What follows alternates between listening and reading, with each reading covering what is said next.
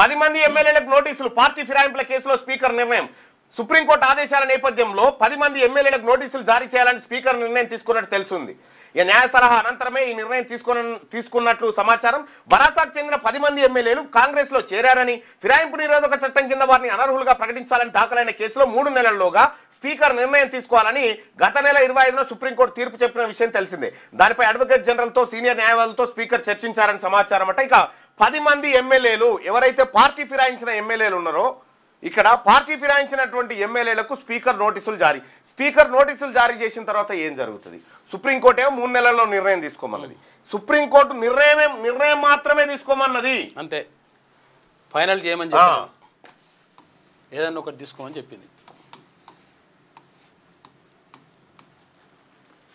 10 మంది ఎమ్మెల్యేలు, బీఆర్ఎస్ ఎమ్మెల్యేలు కాంగ్రెస్కి వచ్చిన దాంట్లో సంబంధించి ఎమ్మెల్యేలు వీళ్ళు బీఆర్ఎస్ నుంచి కాంగ్రెస్ పార్టీలోకి మారినరు, కాంగ్రెస్లోకి మారిన తర్వాత ఇది సుప్రీంకోర్టుకు పోయింది. బీఆర్ఎస్ పార్టీ నాయకులు సుప్రీంకోర్టులో పిటిషన్ దాఖలు చేసి వీళ్ళని అనర్హులుగా ప్రకటించాలని చెప్తే సుదీర్ఘంగా వాదనలు కొనసాగినాయి. తుది తీర్పును మొన్న పోయిన నెల జూలై 25 తారీఖున సుప్రీంకోర్టు ఇచ్చింది. 3 నెలలలోగా స్పీకర్ 3 నెలల్లోగా నిర్ణయం తీసుకోవాలని చెప్పింది. 3 నెలలలోగా నిర్ణయం తీసుకోవాలని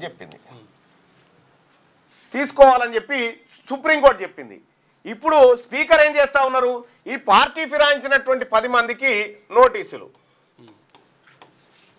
జారీ చేస్తే మీరు ఫిరాయించిరా లేదని అడిగితే మేము ఫిరాయించారు. ఇక్కడ సుప్రీంకోర్టు చెప్పిన ఈ పదాన్ని మనం గుర్తుపెట్టుకోవాలి. నిర్ణయం, అంతే.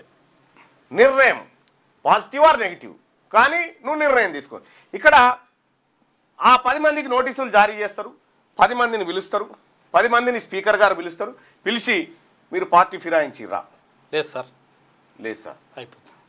సార్ మేము ఫిరాయించలేదు అని చెప్తారు. అని చెప్పగానే ఎస్ మీరు ఫిరాయించలేదు అని చెప్తున్నారు, నేను దాన్ని నమ్ముతున్నా. మీరు కాంగ్రెస్ వాళ్ళు కాదు, మీరు బీఆర్ఎస్ వాళ్ళే అని చెప్తున్నా అని చెప్పి ఎస్ సుప్రీంకోర్టు మీరు చెప్పినట్టుగా నేను నిర్ణయం తీసుకున్నా, వాళ్ళు పార్టీ ఫిరాయించలేదు అని చెప్పి చెప్తారు అన్నట్టు. తర్వాత ఏం జరుగుతుంది? మళ్ళీ బీఆర్ఎస్ పార్టీ తగు ఆధారాలు తీసుకొని మళ్ళీ సుప్రీంకోర్టుకు పోతుంది.